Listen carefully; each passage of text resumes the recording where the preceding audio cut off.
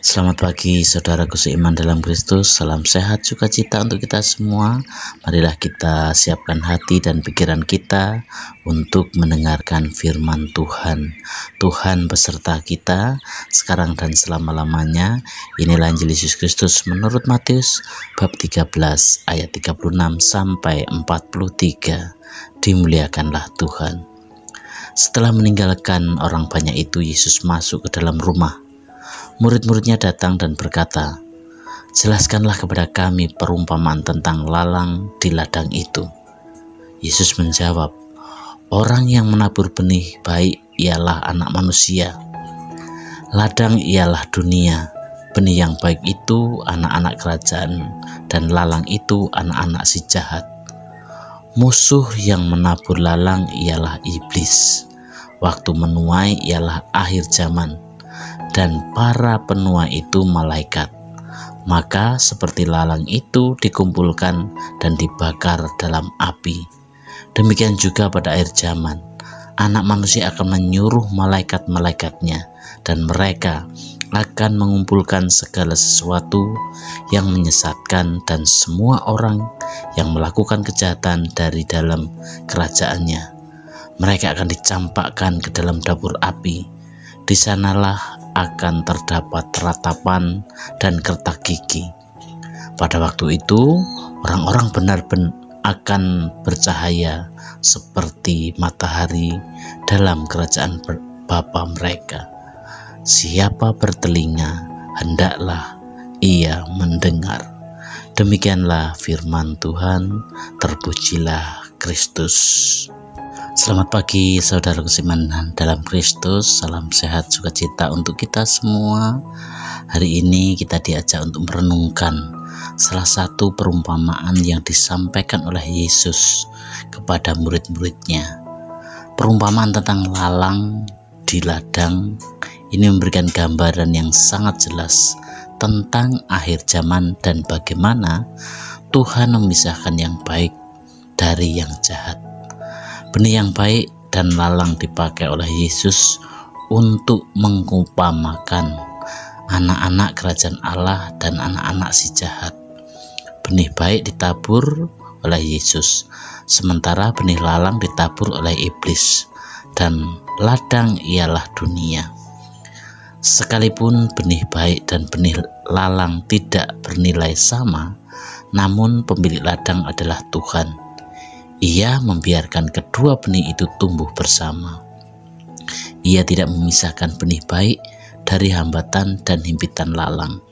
Pemisahan itu baru terjadi pada waktu menuai.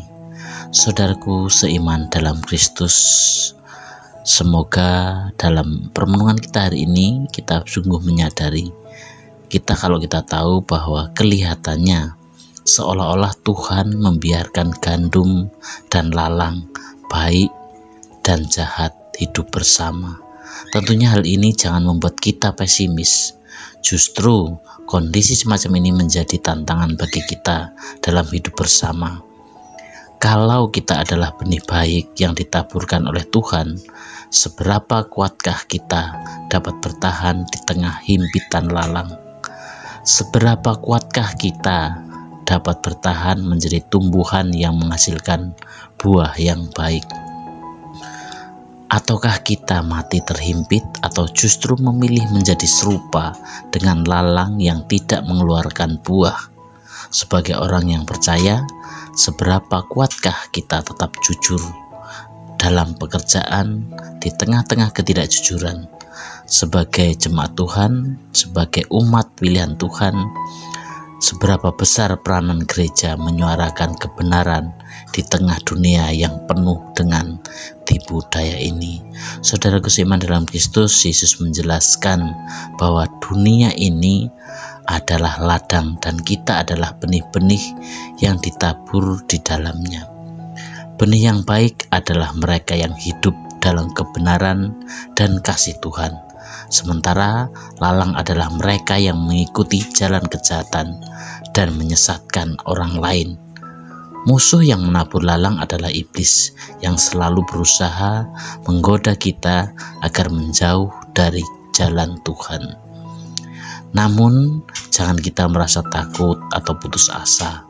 Yesus memberikan pengharapan kepada kita bahwa pada akhir zaman, Dia akan mengutus malaikat-malaikatnya untuk memisahkan yang jahat dari yang baik.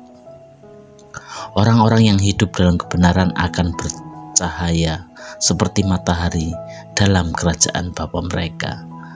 Saudaraku seiman dalam Kristus, melalui renungan hari ini, kita semua diingatkan untuk selalu menjaga hati dan perilaku kita agar tetap setia kepada Tuhan. Kita dipanggil untuk menjadi benih yang baik, yang menghasilkan buah kebaikan dan kasih dunia ini. Meski godaan dan tantangan datang, kita harus tetap teguh dalam iman dan pengharapan. Untuk itu, marilah kita berdoa agar Tuhan senantiasa memberikan kita kekuatan untuk menjalani hidup yang benar dan berkenan di hadapan Tuhan. Semoga kita selalu menjadi terang bagi sesama dan membawa damai serta kasih Tuhan dimanapun kita berada. Demikianlah pertemuan kita hari ini, dan marilah kita akhiri dengan doa dalam nama Bapa dan Putra dan Roh Kudus. Amin. Tuhan Yesus yang penuh kasih, terima kasih atas sabda-Mu hari ini. Bantulah kami untuk selalu hidup dalam kebenaran dan kasih-Mu.